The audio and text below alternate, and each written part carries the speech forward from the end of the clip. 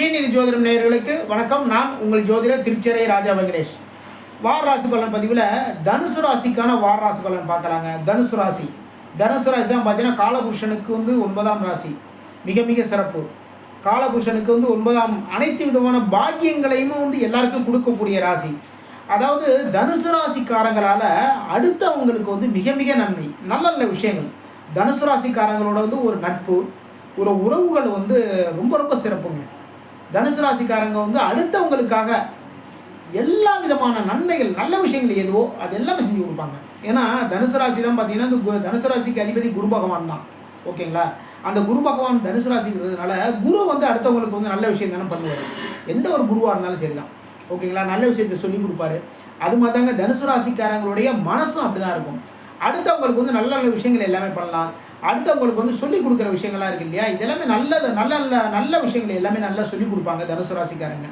இந்த வாரத்தில் தனுசு ராசிக்கு அதிபதியாக இருக்கக்கூடிய குரு பகவான் உங்களுடைய ராசிக்கு பூர்வ புண்ணியஸ்தானமான 5ஆம் இடத்துல சஞ்சாரம் பண்ணிட்டு இருந்தார். இப்போ 2 நாட்களுக்கு பிறகு இந்த வாரத்தில் 1ஆம் தேதி 5ஆம் இடத்திலிருந்து 6ஆம் இடத்திற்கு பயிற்சி ஆகின்றார். 6ஆம் இடத்திலிருந்து அவருடைய 5ஆம் பார்வை உங்களுடைய ராசிக்கு தொழில் ஸ்தானமான 10ஆம் இடத்துல பதியுது. அதுக்கப்புறம் பார்த்தீங்கன்னா 7ஆம் பார்வை விரயஸ்தானமான 12ஆம் இடத்துல பதியுது. 9ஆம் பார்வை பார்த்தீங்கன்னா உங்களுடைய ராசிக்கு 2ஆம் இடத்துல பதியுது. இந்த 9ஆம் பார்வை மிக மிக சிறப்பு.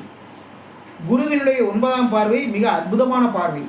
அங்கே தான் பார்த்தீங்கன்னா முழு பலமும் 9ஆம் பார்வையில் தான் கிடைக்கும். அப்போ 2ஆம் இடம் தான் பார்த்தீங்கன்னா உங்களுடைய வாக்கின் மூலமாக எல்லா காரியத்தையும் ரொம்ப அழகாக சாதிச்சுக்குவீங்க. ஒரு பிஸ்னஸ் பண்ணுறவங்க ஒரு மீட்டிங் போய் பேசுகிறோம், அப்படி இது வரைக்கும் ஒரு விஷயம் எல்லாம் பேசிகிட்டு இருந்திருப்போம். இது வரைக்கும் சில விஷயங்கள் எல்லாமே பண்ணுவோம். அதெல்லாம் பார்த்தீங்கன்னா பெருசாக நம்ம பேசுவோம் தான்ப்பா, ஒன்றுமே பெருசாக காரியம்லாம் நடக்க மாட்டேங்குது அப்படிங்கிற இதெல்லாம் மாறி இந்த டயத்தில் நீங்கள் பேசுவீங்க இல்லையா, ஒரு மீட்டிங்கில் பேசினாலும் சரி தான், அங்கே உங்களுடைய பேச்சு தான் பார்த்தீங்கன்னா அப்படி ஒரு டாப்பில் நிற்கும். உங்களுடைய பேச்சின் மூலமாக எல்லா காரியத்தையும் சாதிச்சுக்குவீங்க. வருமானங்கள் அதிகரிக்கும். சின்ன தொழில் பண்ணுறவங்களாக இருந்தாலும் சரி தான், நகைக்கடை வியாபாரம் பண்ணுறவங்களும் சரி, கார்மெண்ட்ஸ் தொழில் பண்ணுறவங்களும் சரி தான், லாபங்கள் அதிகரிக்கும். சின்ன சின்ன பிஸ்னஸ், ஓகேங்களா, சிறு தொழில்கள் இதேமாரி பண்ணுறவங்களும் சரி தான், உங்களுடைய திறமையான பேச்சுக்கள் மூலமாக அதிகமான ஆர்டர்கள் எல்லாமே வாங்குவீங்க. எல்லாத்தையுமே கரெக்டான டயத்துக்கு ரொம்ப அழகாக முடிச்சு கொடுத்துருவீங்க. உங்களுடைய ராசிக்கு பாக்யாதிபதி யார் அப்படின்னா சூரிய பகவான். அந்த சூரிய பகவான் உங்களுடைய ராசிக்கு பூர்வ புண்ணியஸ்தானமான 5ஆம் இடத்துல உச்ச பலத்தோட சஞ்சாரம் பண்ணிட்டு இருக்காரு. இது வரைக்கும் தனுசு ராசிக்காரங்க ரொம்ப சிரமப்பட்டு இருந்திருப்பீங்க.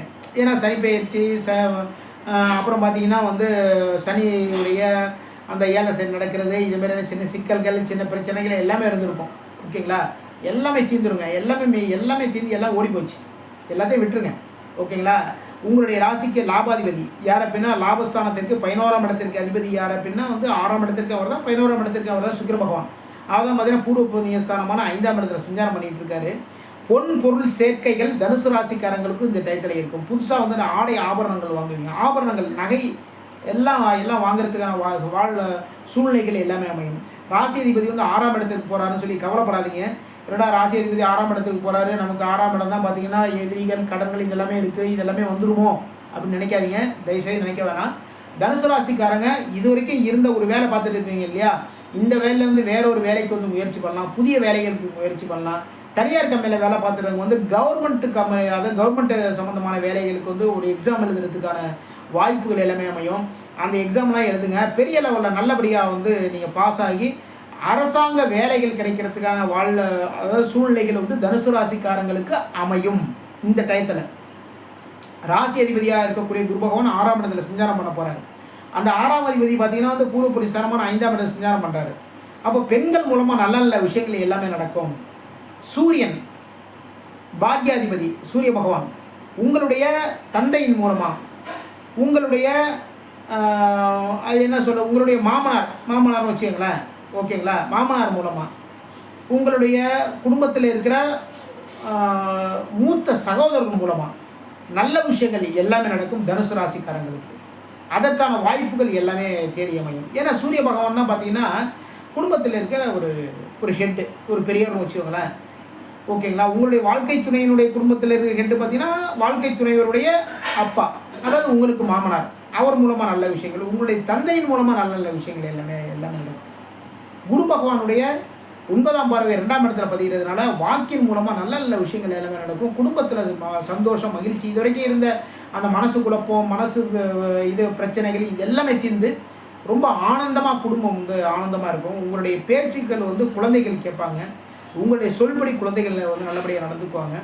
பூர்வ புண்ணியஸ்தானமான 5ஆம் இடத்துல தான் பார்த்தீங்கன்னா சூரியன், அப்புறம் பார்த்தீங்கன்னா சுக்கிர பகவான் சஞ்சாரம் பண்ணுறாரு. உங்களுடைய வாழ்க்கை துணைவியின் மூலமாக நல்ல விஷயங்கள் எல்லாமே நடக்கும். உங்களுடைய குழந்தைகள் வந்து உங்களுக்கு வந்து ரொம்ப பக்கபலமாக இருந்து எல்லா விதமான விஷயத்தையும் செஞ்சு கொடுப்பாங்க. நீங்கள் சொன்னால் போதும், அந்த விஷயத்தை ஒன்றுக்கொண்டே குழந்தைகள் எல்லாமே பண்ணுவாங்க. ராசிக்கு 4ஆம் இடத்துல தான் பார்த்தீங்கன்னா உங்களுடைய ராசிக்கு 10ஆம் அதிபதி யார் அப்படின்னா, உங்களுடைய ராசிக்கு வந்து உங்களுடைய ராசிக்கு 10ஆம் அதிபதி யார் அப்படின்னா புதன் பகவான். 7ஆம் அதிபதியும் அவர் தான், 10ஆம் இடத்திற்கும் அதிபதி வந்து அவர் தான், புதன் பகவான். அந்த புதன் பகவான் வந்து 4ஆம் இடத்தை சஞ்சாரம் பண்ணிட்டு இருக்காரு. உங்களுடைய ராசிக்கு பூர்வ புண்ணிய ஸ்தானத்திற்கு அதிபதி யார் அப்படின்னா செவ்வாய் பகவான். அவருமே 4ஆம் இடத்தை சஞ்சாரம் பண்ணிட்டு இருக்காரு. அதே 4ஆம் இடத்துல ராகு பகவான் சஞ்சாரம் பண்ணிட்டு இருக்காரு. இவங்களுடைய 7ஆம் பார்வை தொழில் ஸ்தானமான 10ஆம் இடத்துல பதியுது. தொழிலுக்கு வந்து பார்த்தீங்கன்னா உங்களுடைய தொழிலுக்கு வந்து பக்கபலமாக நிற்கிறது யார் அப்படின்னா உங்களுடைய இளைய சகோதரர்கள் வந்து உங்கள் தொழிலுக்கு பக்கபலமாக நின்று எல்லா விதமான நன்மைகள் எல்லாமே கொடுப்பாங்க. உங்களுடைய தாய்மாமன் மூலமாக சின்னதாக வந்து பிரச்சனைகள் வரதுக்கான வாய்ப்புகள் இருக்குது. அவங்க வந்து அவங்களால வந்து உங்களுக்கு நல்ல விஷயங்கள் நடக்கிறதுக்கான வாய்ப்புகள் கொஞ்சம் நாட்களுக்கு பிறகு நடக்கும். அது வரைக்குமே பார்த்தீங்கன்னா தாய்மாமன்கிட்டேருந்து வந்து ஒரு விஷயத்தை எதிர்பார்க்காமல் இருக்கிறது ரொம்ப நல்லது. ஓகேங்களா? தனுசு ராசிக்காரங்க, உங்களுடைய ராசிக்கு 2ஆம் அதிபதி யார் அப்படின்னா சனி பகவான் வந்து இப்போதைக்கு 3ஆம் இடத்தை சஞ்சாரம் பண்ணிட்டு இருக்காரு. ஆட்சி பலத்தோடு சஞ்சாரம் பண்ணிட்டு இருக்காரு. தனுசு ராசிக்காரங்க முயற்சிகளில் வந்து தீவிரமாக இருந்தீங்கன்னா நீங்கள் நினைச்சபடி எல்லா விஷயத்திலுமே சக்ஸஸ் பண்ணிடலாம். தனுசு ராசிக்காரங்க, இது வரைக்கும் தனுசு ராசிக்கான வார ராசி பலன் பார்த்தோம். மீண்டும் அடுத்த வாரம் சந்திப்போம்.